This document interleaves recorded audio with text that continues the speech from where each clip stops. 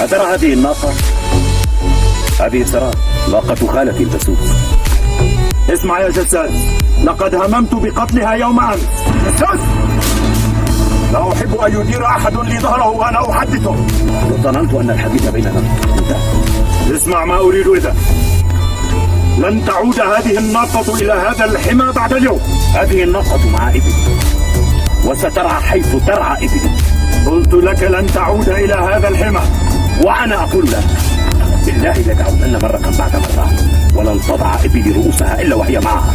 تتحداني يا جساد؟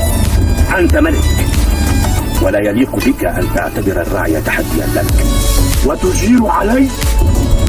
لئن عادت هذه الناقة إلى هذا الحمى لأضعن سهمي في ضرعها.